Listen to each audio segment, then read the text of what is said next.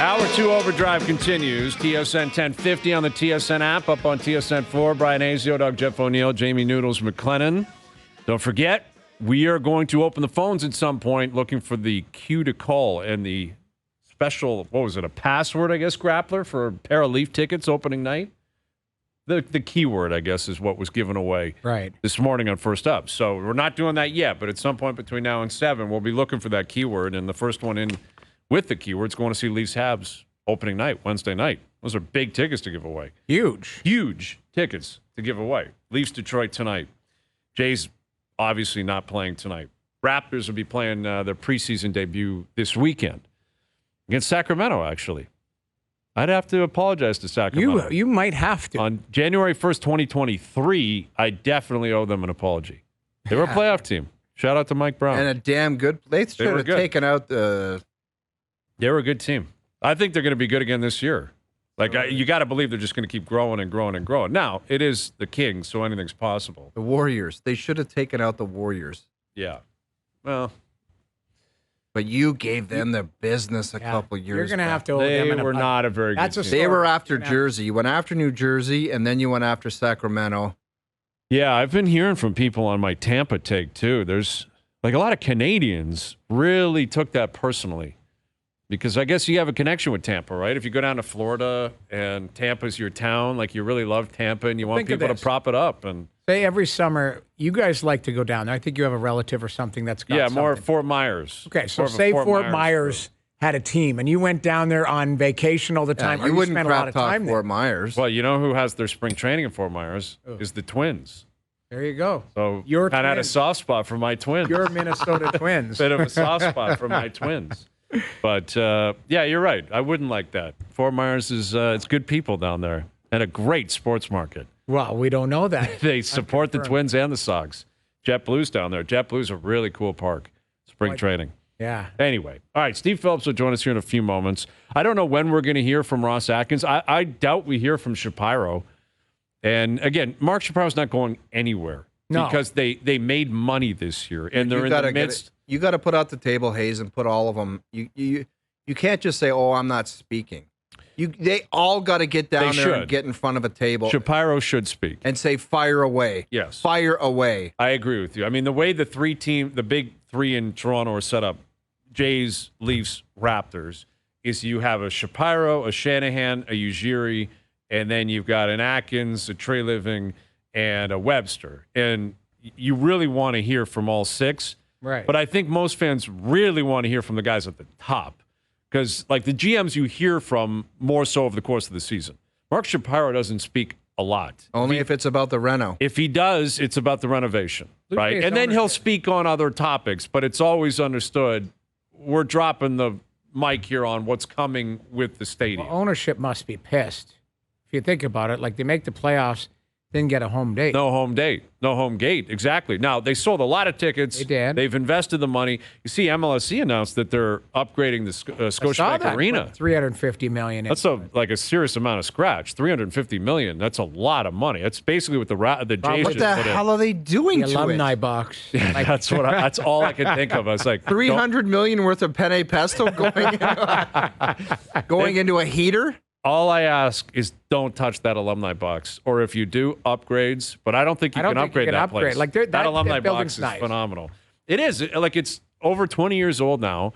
But it's still, they've got great restaurants in there, great bars. Probably just a fine-tuning, but it costs money to do $350 million is a lot of money. I get the sense based on the announcement and what they stated today is a lot of it could be technological upgrades. Oh, yeah. You got to get with the times and be in front of everything. So I guess, that's something they're going to invest in. But I don't know. I wouldn't say that Scotiabank Arena sticks out among other arenas in the league. They're all basically the same now, the way that it's a lot of cookie cutter stuff. But I think it's a great spot to watch a game. I think it's an amazing. Yeah, I think if you go to a Leaf game, a Raptor game, I think the hospitality's great. I think where it is downtown, it's held up well over 20 years. I think you only notice a building when it stinks. If it's a good building or if it's just one of these cookie cutters, you're yeah, it's a good building. It's one of, a Can thousand. you imagine what the modern day fan would think of that old pit that pit barn? The Igloo? Well, Igloo.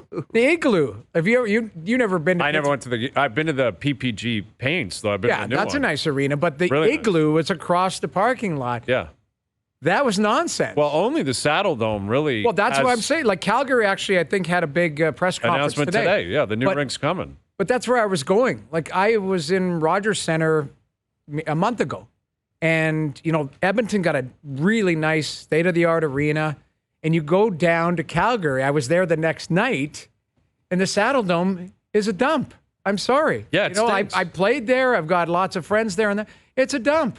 And there's nothing you can do about it because it's from, I think, 1979 or something. Like I have a totally different opinion on going to sports venues. It's like you give me a beer or something or something to eat and a seat. Like I just think it's so.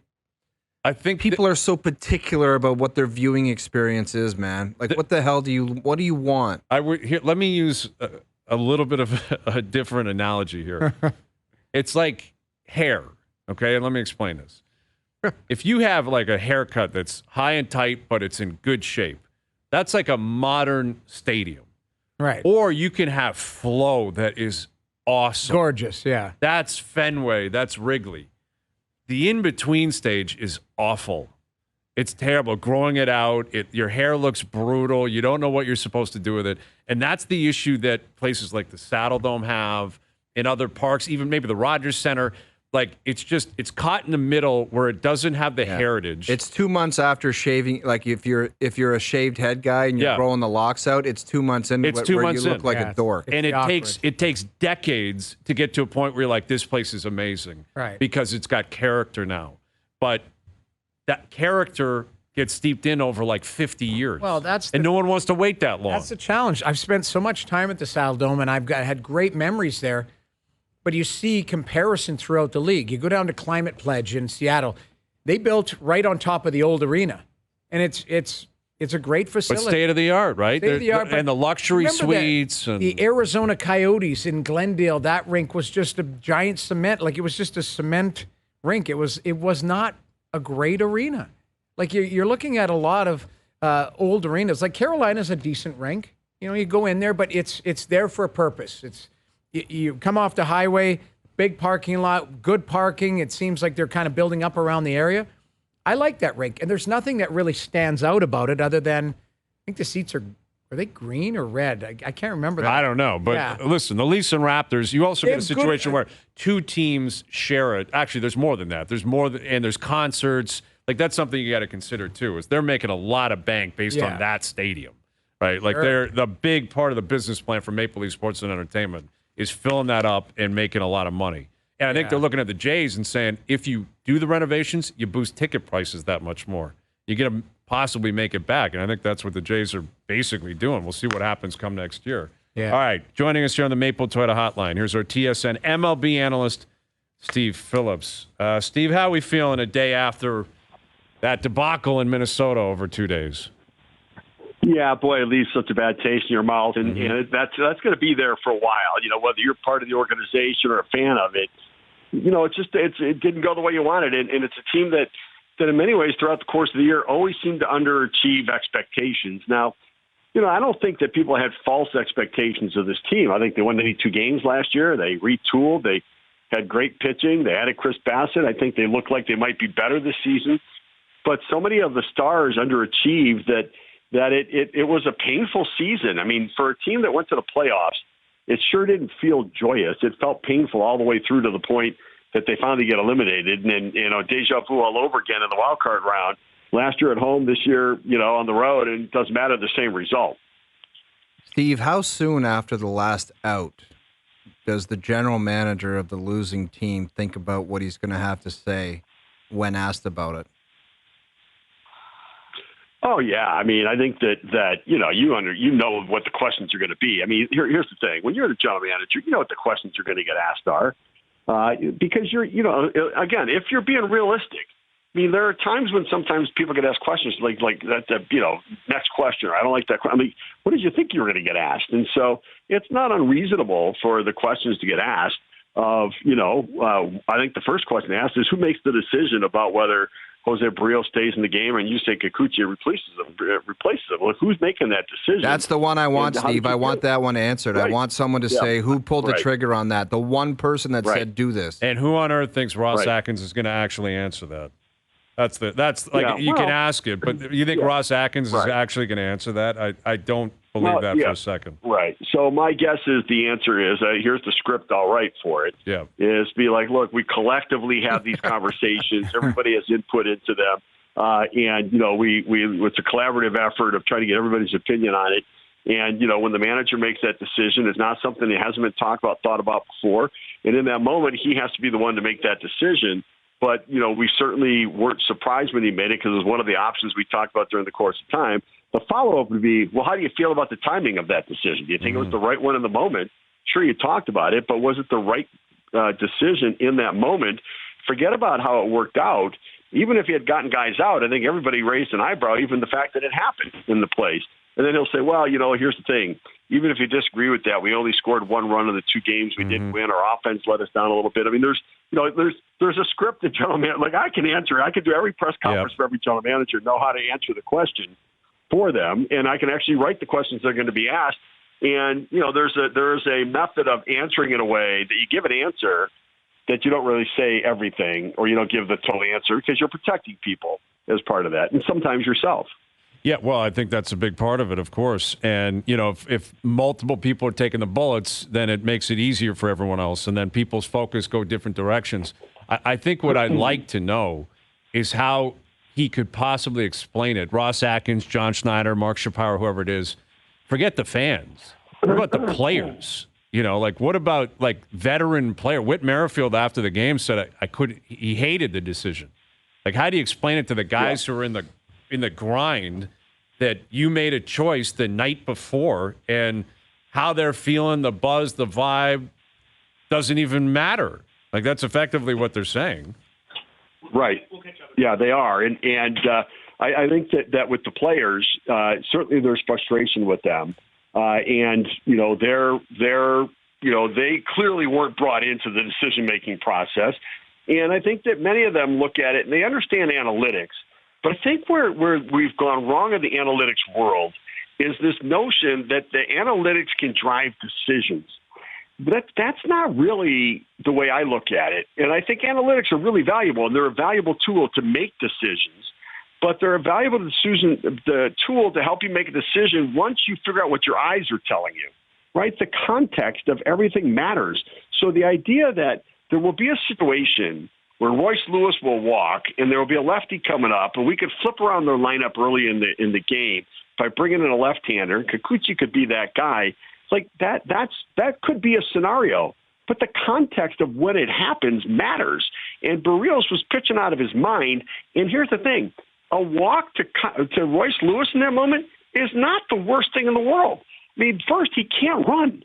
So it was going to take 3 singles to score him because he can't go first to third on a single, and he can't score from second on a single because he's got the hamstring. He's limping all over the field. And so, you keep the ball in the ballpark by walking him, and you had one left-hander and then 3 right-handers coming up. And the idea of flipping the lineup around isn't as important because at some point you're going to bring in a lefty and it will flip the lineup around on its own. And the idea of bringing Kikuchi in, a starter in the middle of an inning, is a no-no. For when you're going to use a starter as a reliever, you set it up that you're going to get him to start an inning. And you don't bring him into the middle of an inning because he's not used to warming up like that. He immediately goes in a stretch position. He immediately has to try to execute a pitch. He ends up giving up the hit. Then he walks somebody, which he can be prone to do at times. For so many reasons, it was not a good decision. And it seemed like one that they had talked about and thought, okay, if this happens, where you get a guy on and a lefty coming up, we can flip the lineup around. But they didn't take anything into account. And for him saying, well, I said all along I was going to use my whole pitching staff. Okay, well, you don't have to if your actual pitcher that you have in the game is pitching well. Yeah. Steve, maybe walk us through. We've been talking about analytics and, following the numbers and, the manager just kind of, delivers the message and kind of goes through. But how is the information, I guess, in real time or planned? Is it, in a computer? Is there somebody in the analytics team that goes, this is what needs to happen? and then the management team talks about it. Like, how does that planning process go? Is it a meeting the night before the game? Is it the day of the game, and you sit with an analytics team, or you sit with a computer and go through the numbers? Like, how does that process work?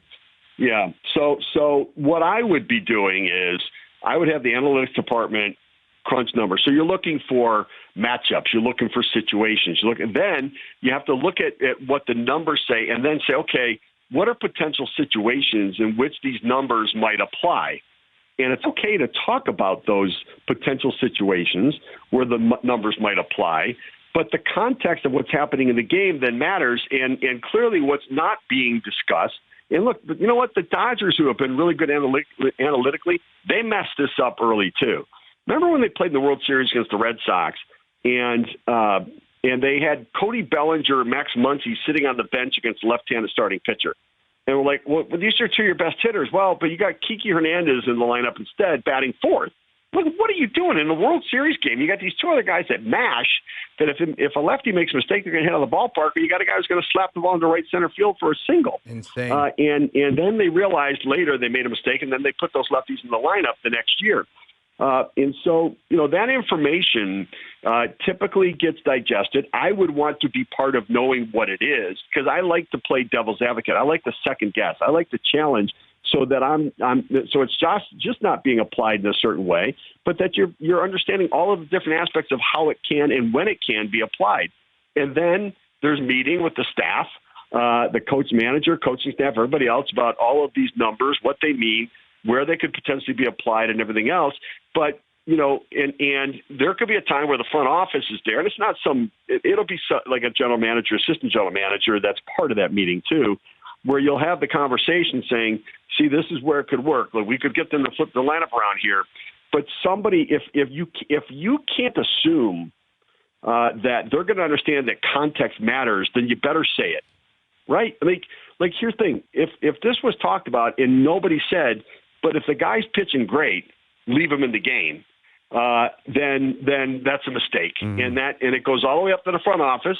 It goes to the analytics department, which is part of the front office. And if the coaching staff isn't asking that, well, what if this situation, you don't expect me to take him out of the game if this is going on, right? Then you need to know, like, if you can't think through every scenario, can't use common sense, you better ask every detailed question about every scenario. And the thing is, you can't think up everything that could happen in a moment, right? Every game's a little bit different, and the manager should have the wherewithal to say, no, that didn't apply in this situation, in this moment. And it's either that John Schneider saw it differently, or that he's afraid to speak up and say, I don't see it applying in this moment, and he just went with what the front office wanted. With Steve Phillips, there's always change. Whoever wins the World Series will see change coming. But taking Shapiro, Atkins, even Schneider out of it, even the bench coaches, hitting coach, pitching coach, whatever else, simply looking at the roster, I think most people are aware of who likely is going to leave, or at least who's up for free agency. Kiermaier, Belt, Merrifield, Chapman.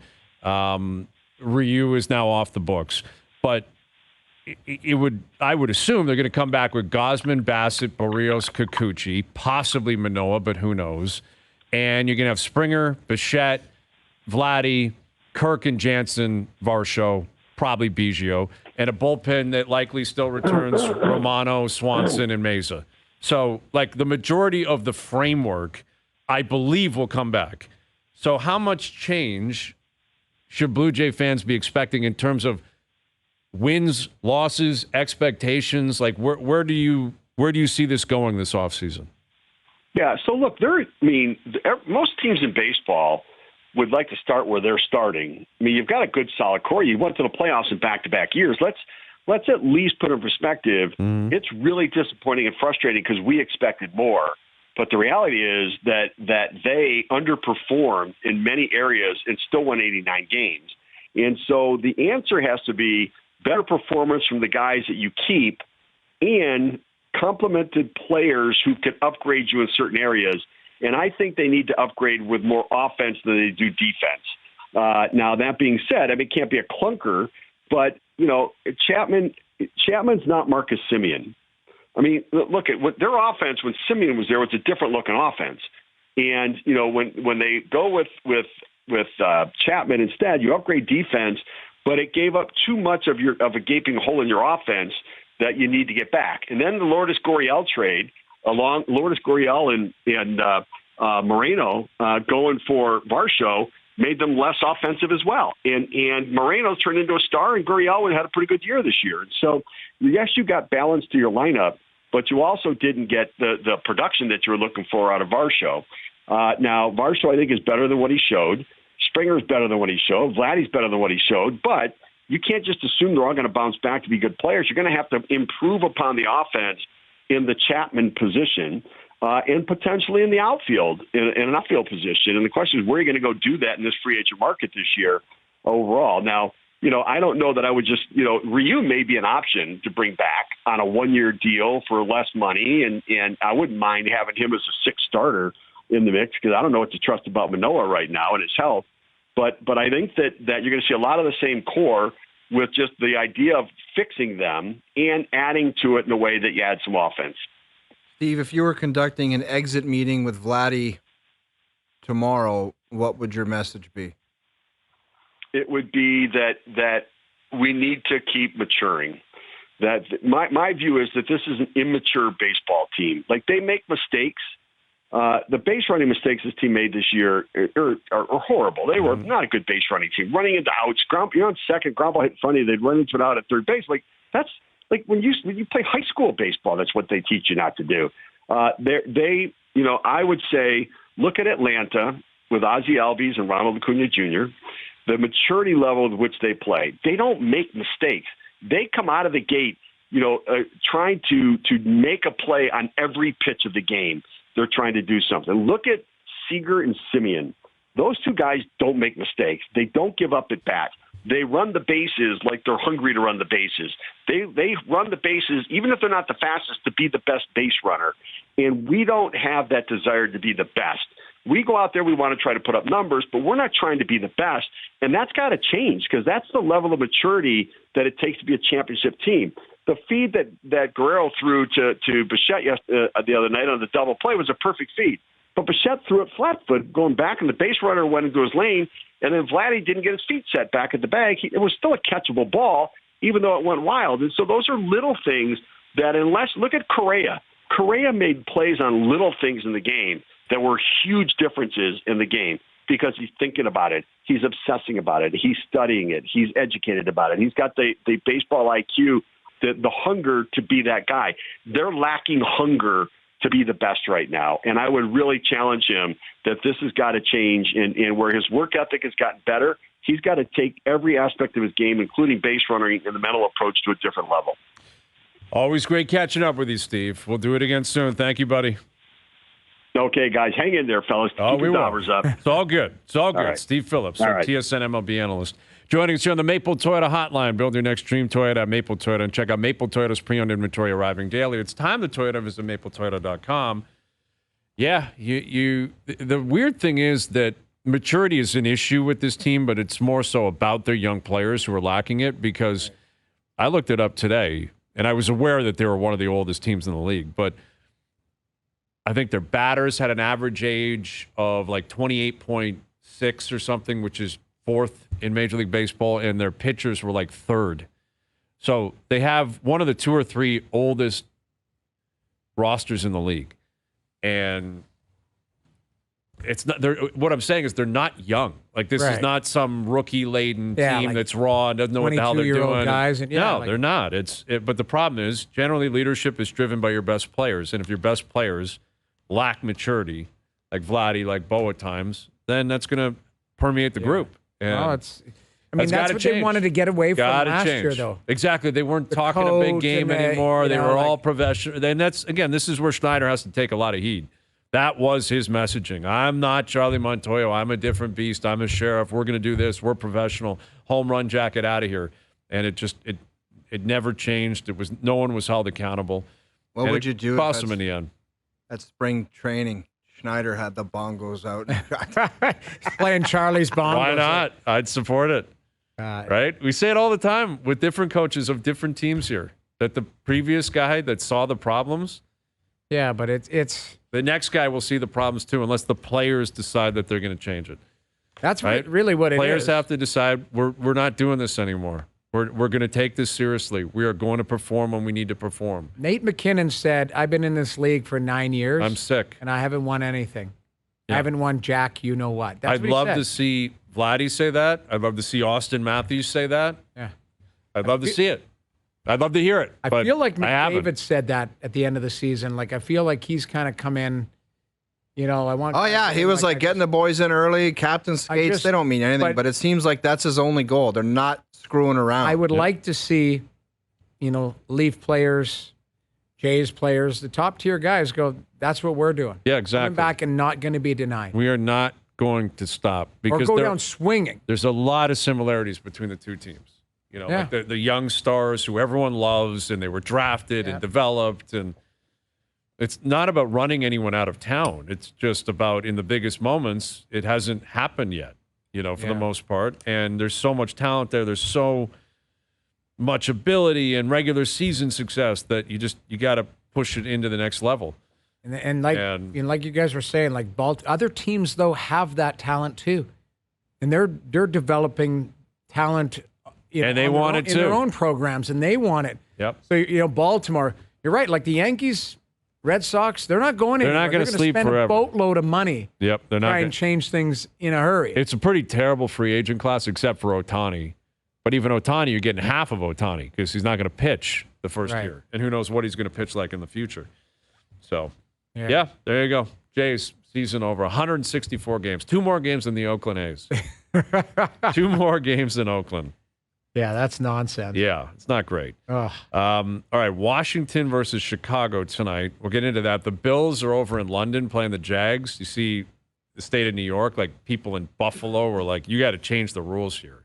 Yeah. We need to be able to hit a bar at like 7 a.m. so we can get riled up for this game. Jump through tables and all that. They've adjusted the bylaws of drinking for Sunday so Bills fans can party in the morning. Good for them. There's going to be tailgating probably, even though they're on the road at like 5 in the morning. Good for them. That'll be awesome. Yeah. Hey, if you're going to go over there, you want to do it right. Why not? Exactly. And if you go over there, it's a wild scene. It's a wild scene. I've been over there when the NFL has been there. Yeah. I think the Jags were playing the Eagles, and there were just Eagle fans everywhere. You couldn't find a Jags fan anywhere. Yeah. Eagles fans were everywhere. Yeah. All right, Luke Willson coming up. We got Steve Staios on the show today. Phil Simms on the show today as well. The Leafs and Red Wings are playing tonight. You're doing some panel work. Say hi to everyone over there on the panel.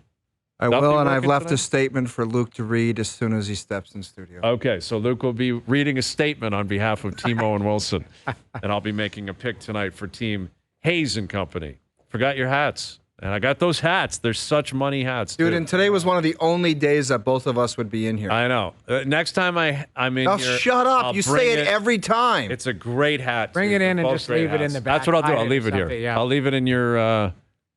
You got a locker room over there. I'll find a way to get in there. Yeah, you don't want that. There's something living in there. No, it's all cleaned up. It's perfect. Yeah, it's perfect. Okay. All right. Good to hear. Overdrive continues. TSN 1050 and on TSN 4. All right. Overdrive continues. Brought to you by FanDuel, bringing you everything from the opening line to the final score. Hayes and Company. Very comfortable. Very comfortable. Hayes and Company. Push. You've made a push. That's what you have. I've got another statement to read. Oh, he's got to read it. I've got another statement to read. Luke Willson in studio. There's been a lot of chatter. Maybe somehow we're cooling off. So, anyways, let me get this out here. Okay. Hayes and Co. is a fraud. He was never a pro athlete. He is afraid of us. He will never beat us. He is jealous of us. Mm-hmm. He is not one of us. We are partsies for life.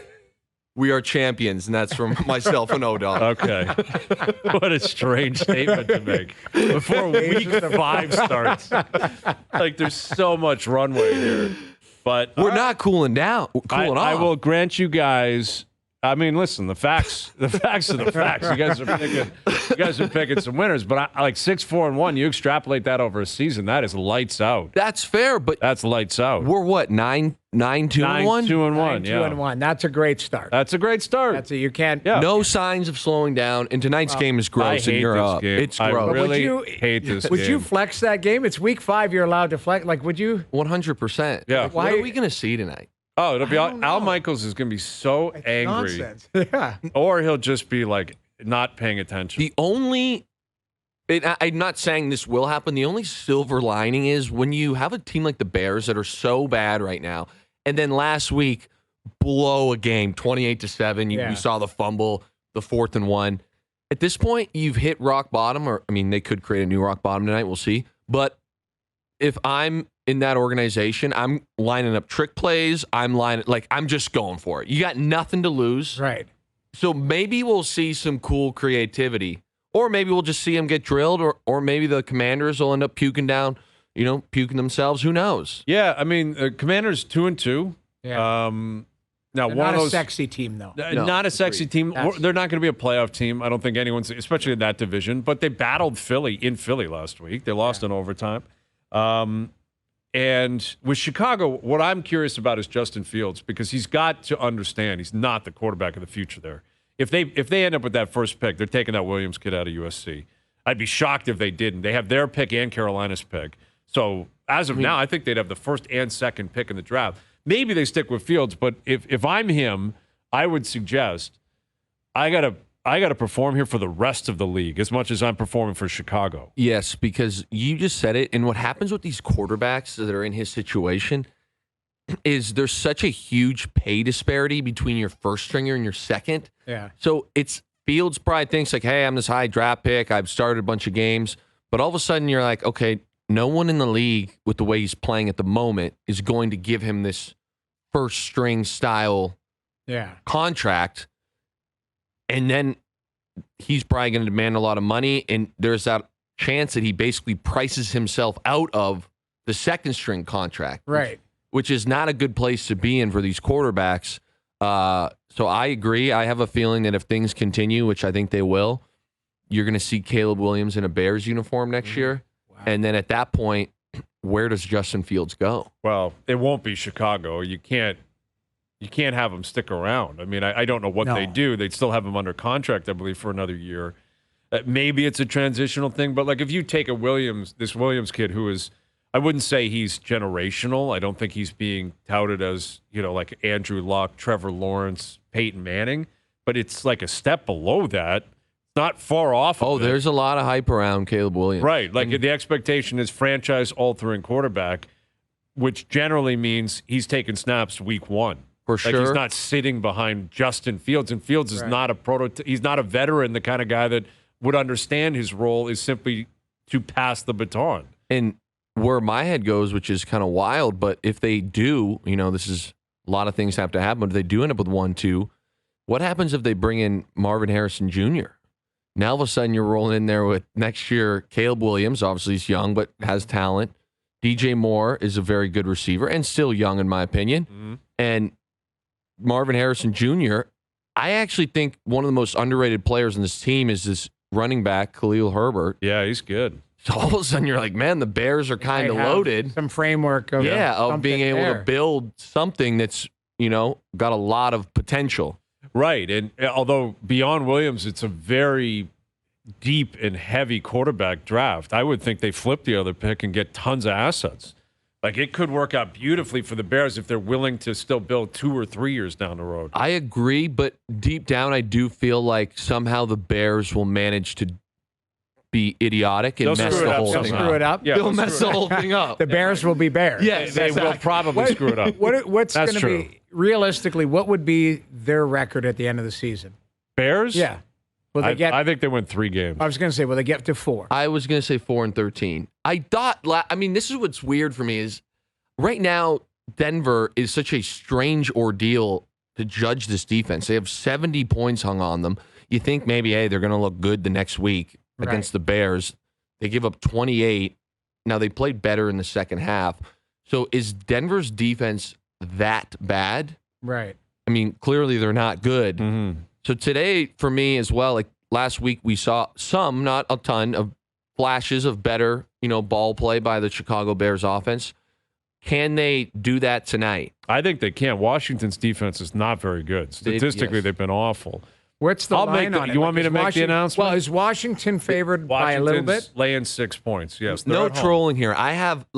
I was kind of nervous. I thought it was our game tonight. I hate this game. And when the grappler texted me and was like, hey, it's on Hayes, I was thrilled. I'm in the dark here. I'm not seeing. There's no board. You're not seeing the board. I don't like no one. I can't even dog no board, This is man. a dog. There's nothing to see. It's an awful game. Yeah. It's two teams that are not very good. Chicago's probably the worst team in football, but You'll take the points. I'm going to take the points. I'll take the Bears tonight +6 because I think Washington's defense is so bad that Fields and company they'll stay in the game. Yeah. And I think they're going to win 3 games this season. I wouldn't be shocked if tonight was one of them. A little sprinkle on the money line may not be the worst play in the world.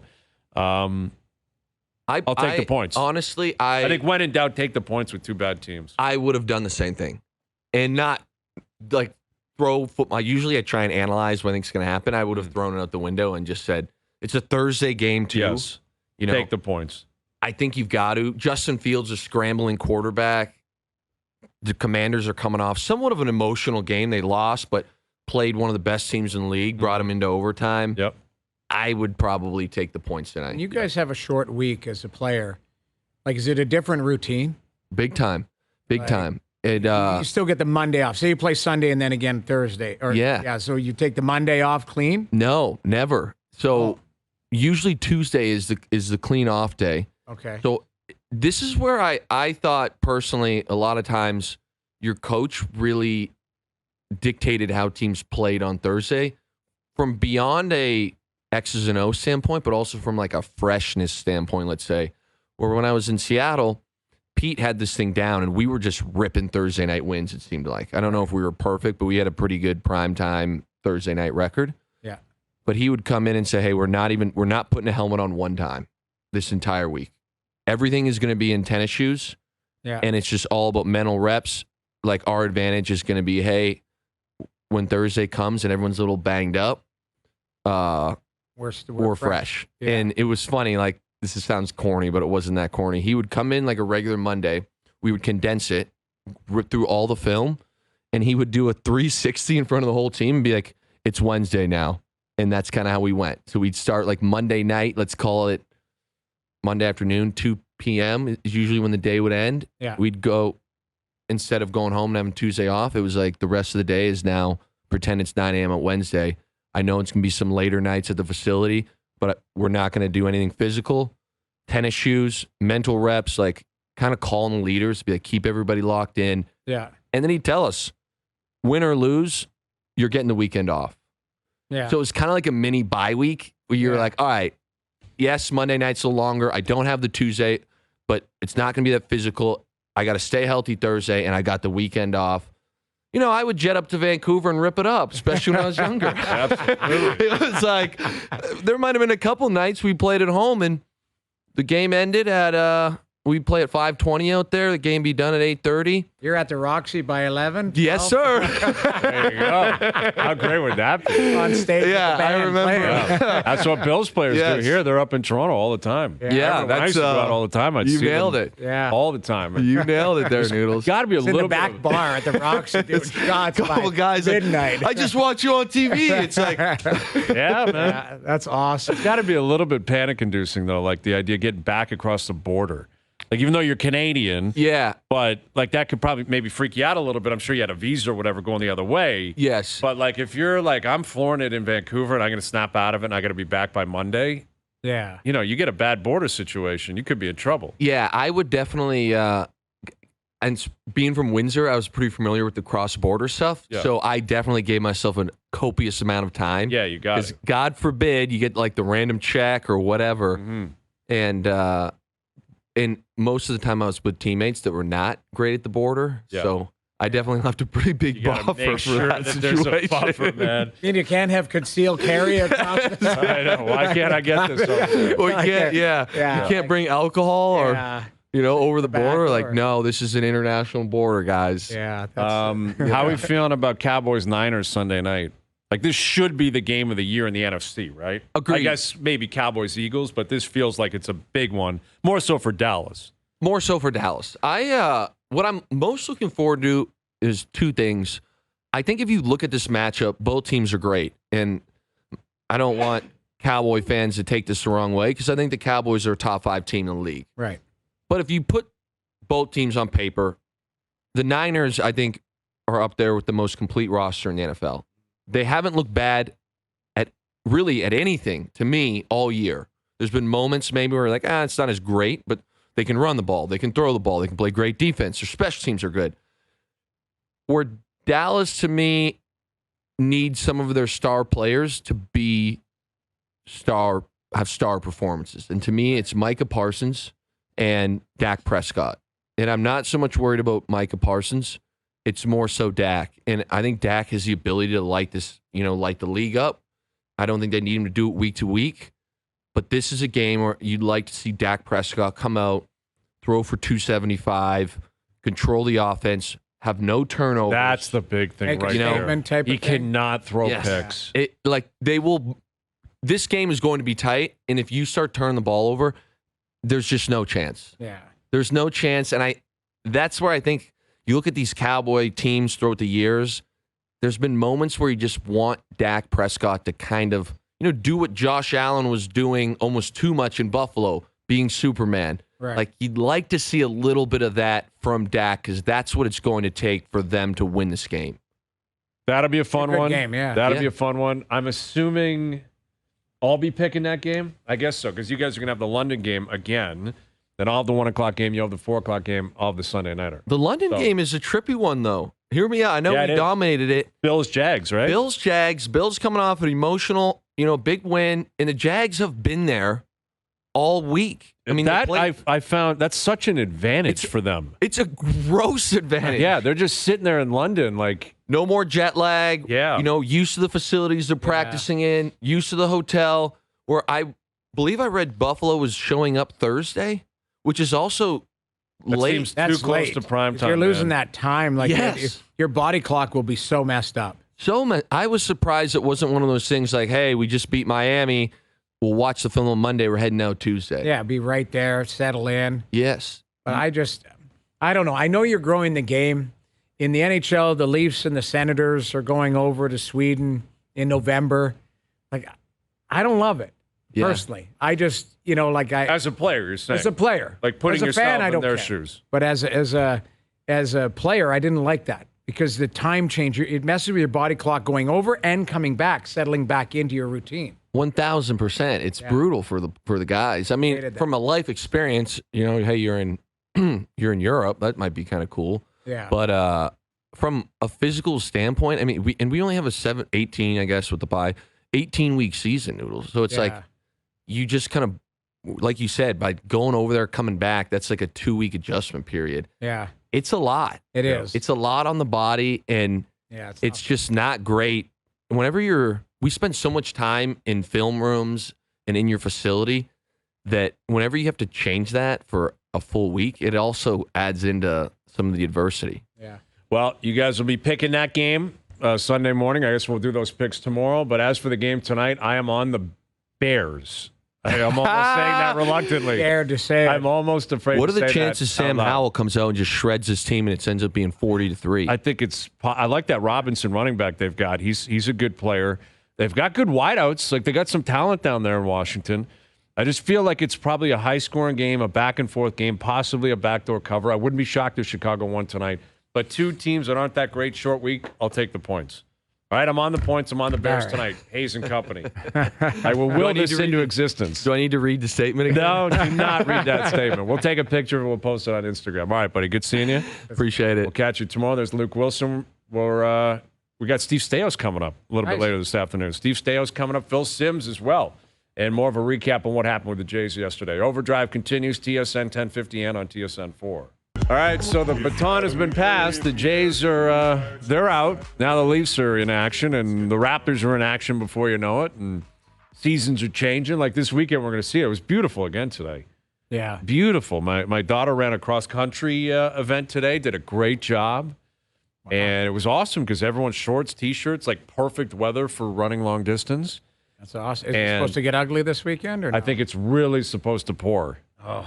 Which is long overdue when you think about it, but no one wants to hear that. No. So annoying. Like, what are we, farmers? Like, I don't need the rain. You know what I'm saying? Like, You're right, but it's long overdue. You got to have it. Well, I guess you're right, but I prefer we didn't. Yeah, the forecast does not look good. Not looking strong this weekend. Thanksgiving, though, right? Yeah, that's Turkey true. dumps will be in the air. A lot of students coming back home. That's right. Turkey dump territory this turkey weekend. dump. Yeah, we might have to do the annual turkey dump tomorrow, at least for Dear Hazy B, right? For sure. Dear Hazy B, we're looking for submissions tomorrow on a turkey dump situation. That would be, there's going to be a few bad ones. Happens all the time, right? He's coming back from Western. She's coming back from Queens. Meet in the middle, and it's like somebody, it just isn't going to continue. Yeah, they've met somebody, or there's somebody they got their eye on. Yeah, and it's generally the turkey dump stings for one who's been waiting for 5 weeks, and they're finally back, and we're going to make this work. Yeah. Actually, we're not. Not so much. Sorry about that, but it's not going to continue. Yeah. The turkey dump. The annual tradition on this show. All right, Steve Staios of the Ottawa Senators coming up. Phil Simms will join us as well. Our best bets brought to you by FanDuel coming up as well. Overdrive continues. TSN 1050, soon to be up on TSN 2.